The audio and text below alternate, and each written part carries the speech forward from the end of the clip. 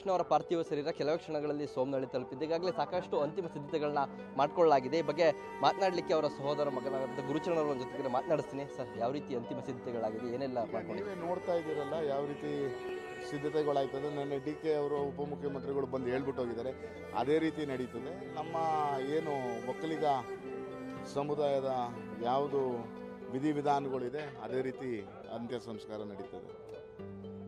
ಬಹಳ ಪ್ರಮುಖವಾಗಿ ನಿಮ್ಮ ಜೊತೆ ವೈಯಕ್ತಿಕವಾಗಿ, ಯಾಕಂದರೆ ನೀವು ಫ್ಯಾಮಿಲಿ ಆಗಿದ್ರಿ, ಅವ್ರು ಸಜ್ಜನ ರಾಜಕಾರಣಿ, ಬೇರೆಯವ್ರ ಜೊತೆ ಯಾವತ್ತೂ ಕೋಪ ಮಾಡ್ಕೊಳ್ತಿರ್ಲಿಲ್ಲ, ವಿನಯವಾಗಿ ಎಲ್ಲರ ಜೊತೆ ಮಾತಾಡ್ತಿದ್ರು. ವೈಯಕ್ತಿಕವಾಗಿ ನಿಮ್ಮ ಜೊತೆ ಹೇಗಿದೆ? ಇಲ್ಲ, ಈಗ ನಮಗೆ ಅವರು ಯಾವತ್ತಿದ್ರು ದೊಡ್ಡಪ್ಪ, ಇವತ್ತೂ ದೊಡ್ಡಪ್ಪ, ಮುಂದಕ್ಕೂ ಅವರೊಬ್ಬರೇ ದೊಡ್ಡಪ್ಪ ಆಗಿರೋಕ್ಕಾಗದು.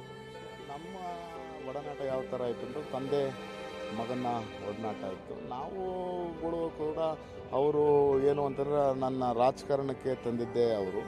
ಸೊ ಆದ್ದರಿಂದ ಅವರ ಆದರ್ಶಗಳು, ಅವರು ಹಾಕ್ಕೊಟ್ಟಂಥ ಒಂದು ದಾರಿ, ಇದನ್ನೇ ನೋಡಿಕೊಂಡು ನಾವು ಇವತ್ತಿಂದ ರಾಜಕಾರಣ ಮಾಡ್ಕೊಬರ್ತಾ ಇದ್ವಿ. ಮುಂದಕ್ಕೂ ಅವರು ಹಾಕ್ಕೊಟ್ಟಂಥ ಒಂದು ಏನು ದಾರಿ ಇದೆ ಅದನ್ನೇ ನಾವು ಮುನ್ನಡೆಸ್ಕೋಕ್ಕೆ ನಾನು ಕೂಡ ಇಚ್ಛೆಪಡ್ತೀನಿ. ಈ ಜಾಗದಲ್ಲಿ ಅಂತ್ಯಕ್ರಿಯೆ ಮಾಡ್ತಾ ಇದ್ದೀರಿ, ಇದಕ್ಕೂ ಅವ್ರಿಗೂ ಇರೋದಂಥ ನಂಟು, ಯಾಕಂದರೆ ಸಾಕಷ್ಟು ಬಾರಿ ಈಗ ಬಂದಾಗ ಇಲ್ಲೇ ಉಳ್ಕೊಳ್ತಿದ್ರು ಅಂತ ಹೇಳ್ತಿದ್ರು. ಉಳ್ಕೊಳ್ತಾ ಇರಲಿಲ್ಲ. ಇಲ್ಲಿ ಕಾಫಿ ಅಂತಂದ್ರೆ ಅವರಿಗೆ ತುಂಬ ಇಷ್ಟವಾದಂಥ ಇದು. ಸೊ ಇಲ್ಲಿ ಬಂದಾಗ ಕಾಫಿ ಕುಡಿಯೋಕ್ಕೆ, ಯಾಕೆಂತಂದರೆ ಇದು ಅವ್ರದ್ದೇ ಒಂದು ಟ್ರಸ್ಟು.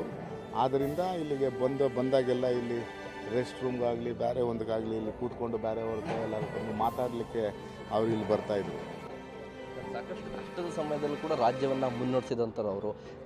ನಿಮ್ಮ ಜೊತೆ ವೈಯಕ್ತಿಕವಾಗಿ ಜಿಲ್ಲೆ ಬಗ್ಗೆ ಕನಸು, ರಾಷ್ಟ್ರದ ಜೊತೆಗೆ ರಾಜ್ಯದ ಬಗ್ಗೆ ಇಟ್ಕೊಂಡಿದ್ದಂಥ ಕನಸು ಏನಾರು ಹೇಳಿದ್ರೆ ಹೇಗೆ? ಈಗ ಖಂಡಿತವಾಗ್ಲೂ ಒಬ್ಬ ರಾಜಕಾರಣಿ ಆದಮೇಲೆ ನಾವೊಬ್ಬರು ರಾಜಕಾರಣದಲ್ಲಿ ಇದ್ದಾಗ ಖಂಡಿತವಾಗ್ಲೂ ರಾಜಕಾರಣದ ಬಗ್ಗೆ ನಾವು ಮಾತಾಡ್ತಾ ಇರ್ತಿದ್ದೋ. ಅವರು ಕೂಡ ಮಂಡ್ಯದ್ದು ಏನು ರಾಜಕಾರಣ ಯಾವ ರೀತಿ ನಡೀತಾ ಇದೆ, ಯಾವ ರೀತಿ ಏನಾಗ್ತಾ ಇದೆ ಜಿಲ್ಲೆಯಲ್ಲಿ ಅಂತ ಅವರು ಕೂಡ ನಮ್ಮನ್ನು ಕೇಳ್ತಾಯಿದ್ರು. ನಾವು ಅದಕ್ಕೆ ಯಾವ ರೀತಿ ಮಂಡ್ಯ ಜಿಲ್ಲೆಯಲ್ಲಿ ರಾಜಕಾರಣ ನಡೀತಾ ಇದೆ ಅನ್ನೋದ್ರ ಬಗ್ಗೆ ನಾವು ಅವ್ರಿಗೂ ಕೂಡ ವಿವರಣೆ ಮಾಡಿ ಈ ಥರ ಆಗ್ತಾಯಿದೆ, ಈ ಥರ ಆಗ್ಬೋದು ಅನ್ನೋದನ್ನ ನಾವು ಹೇಳ್ತಾ ಇರ್ತೀವಿ. ಅಂತಿಮವಾಗಿ ಅಂದರೆ ಯಾರ್ಯಾರು ನಿಮ್ಮ ಫ್ಯಾಮಿಲಿಯವರು ಇರ್ತಾರೆ, ಅಗ್ನಿ ಸ್ಪರ್ಶ ಯಾರು ಮಾಡ್ತಾರೆ, ಹೇಗೆಲ್ಲ ಸಿದ್ಧತೆ ಆಗಿದೆ? ನಾನು ಹೇಳಿದ್ನಲ್ಲ, ನಮ್ಮದು ಫ್ಯಾಮಿಲಿ ಎಂದಾದ್ಮೇಲೆ ನಮ್ಮ ಅದಕ್ಕೆ ಏನು ಅಂತಂತಂದರೆ ಈಗ ನಾವು ಮೊದಲೇ ದುಃಖಿತ ಆಗಿ ನಾವು ಇನ್ನೂ ಅದರಿಂದ ಇನ್ನೂ ನಮಗೆ ಅದು ಸಿಂಕಿನ್ನೇ ಆಗಿಲ್ಲ. ಸೊ ಆದ್ದರಿಂದ ಫ್ಯಾಮಿಲಿಯವ್ರು ಏನು ತೀರ್ಮಾನ ತಗೋತಾರೆ ಅದೇ ಥರ ನಾವು ಮಾಡ್ತೀವಿ.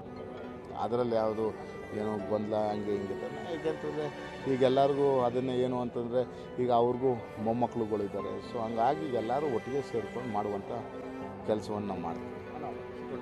ಇದಿಷ್ಟು ಕೂಡ ಅವರ ಅಣ್ಣನ ಮಗ ಗುರುಚರಣ್ ಅವರ ಮಾತು. ಅಂದರೆ ಎಲ್ಲ ಫ್ಯಾಮಿಲಿಯವರು ಕೂಡ ಒಟ್ಟಾಗಿ ಅವ್ರ ಜೊತೆಗೆ ಅಗ್ನಿಸ್ಪರ್ಶವನ್ನು ಮಾಡ್ತೀವಿ, ಜೊತೆಗೆ ಈಗಾಗಲೇ ಸಾಕಷ್ಟು ಸಿದ್ಧತೆಯನ್ನು ಮಾಡ್ಕೊಂಡಿದ್ದೀವಿ ಅನ್ನೋದು ಕೂಡ ಅವ್ರ ಮಾತಾಗಿರುವಂಥದ್ದು. ಕ್ಯಾಮ್ರಾ ಪರ್ಸನ್ ವಿನೋದ್ ಜೊತೆ ವಿನಯ್ ಬಸಪ್ಪ, ಪಬ್ಲಿಕ್ TV, ಮಂಡ್ಯ.